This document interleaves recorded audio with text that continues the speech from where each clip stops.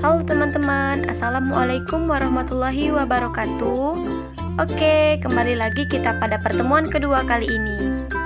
Sebelumnya, perkenalkan saya Miss Dayanti dengan NIM 2030-20777 dari kelas pendidikan biologi 2. Baik, pada pertemuan kedua ini kita masih membahas tentang psikotropika.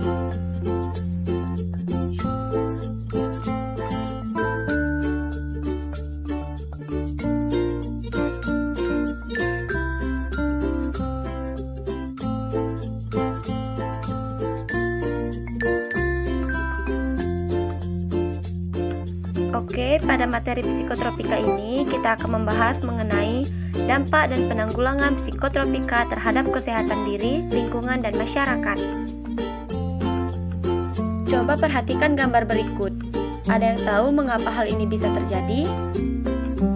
Nah, berikut ini adalah gambar mengenai penyakit kulit. Mengapa hal ini bisa terjadi? Karena mereka mengkonsumsi obat-obat terlarang seperti yang kita bahas pada pertemuan sebelumnya. Efeknya nanti bisa menimbulkan edema. Jadi, kulit mereka itu akan merah-merah seperti pada gambar tersebut. Baik, selanjutnya kita akan membahas dampak dari penyalahgunaan psikotropika ini.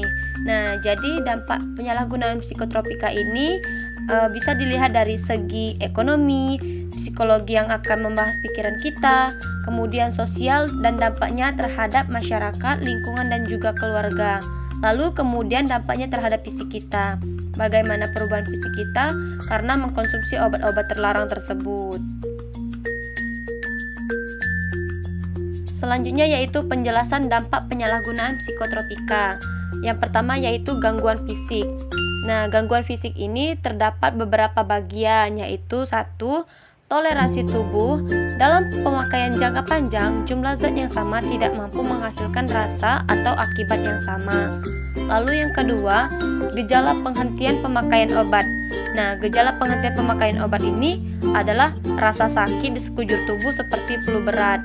Lalu yang ketiga, mempercepat dan memperlambat denyut nadi, jantung, dan paru-paru yang dapat mengakibatkan kematian. Lalu yang keempat yaitu saluran pernapasan kita akan terjadi radang paru-paru dan pembengkakan pada paru-paru. Yang kelima yaitu jantung. Nah, pada jantung ini bisa terjadi peradangan otot jantung, penyempitan pembuluh darah pada jantung. Lalu yang keenam yaitu hati. Nah, pada hati ini bisa terjadi hepatitis B dan C yang menular melalui jarum suntik atau hubungan seksual. Lalu yang ketujuh yaitu penyakit menular. Nah, penyakit menular ini seperti HIV dan AIDS. Selanjutnya penjelasan dampak penyalahgunaan psikotropika yang kedua yaitu psikologi.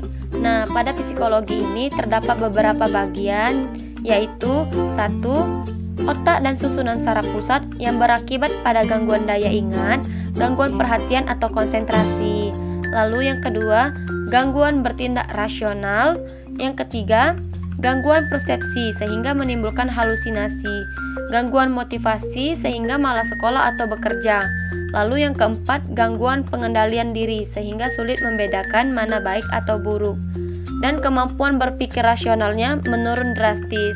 Lalu yang kelima, ketergantungan psikologisnya.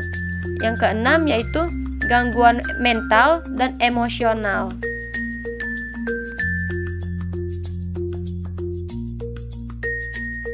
Selanjutnya penjelasan dampak penyalahgunaan psikotropika yang ketiga yaitu ekonomi. Nah, pada dampak ekonomi ini terdapat beberapa bagian juga. Yang pertama yaitu membutuhkan uang yang sangat besar untuk memenuhi ketergantungan terhadap obat-obatan yang telah dipakainya. Yang kedua yaitu negara dan masyarakat merasa dirugikan dalam berbagai aspek seperti keamanan, biaya kesehatan, dan kesempatan pendidikan.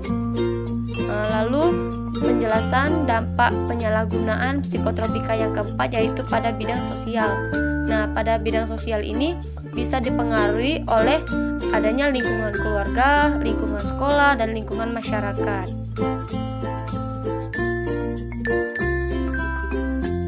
Selanjutnya yaitu cara penanggulangan penyalahgunaan narkotika dan psikotropika. Nah, penanggulangan penyalahgunaan narkotika dan psikotropika ini ada 4 cara, yaitu 1. Preventif atau pencegahan. Preventif atau pencegahan ini bisa dilakukan dengan cara pembinaan dan pengawasan dalam keluarga, penyuluhan oleh pihak yang kompeten baik di sekolah maupun masyarakat. Nah, lalu yang kedua yaitu kuratif atau pengobatan. Nah, pengobatan ini bisa dilakukan di tempat-tempat penyembuhan dan rehabilitasi pecandu narkoba, yaitu pusat rehabilitasi narkoba. Lalu yang ketiga yaitu rehabilitatif atau rehabilitasi. Rehabilitasi ini bisa dilakukan agar setelah pengobatan selesai, para korban tidak kambuh kembali atau ketagihan narkoba. Lalu yang keempat yaitu represif atau penindakan. Bisa dilakukan dengan cara menindak dan memberantas penyalahgunaan narkoba melalui jalur hukum. Baiklah, sampai di sini dulu ya pembelajaran kita pada hari ini. Sampai jumpa di pertemuan selanjutnya. Wassalamualaikum warahmatullahi wabarakatuh.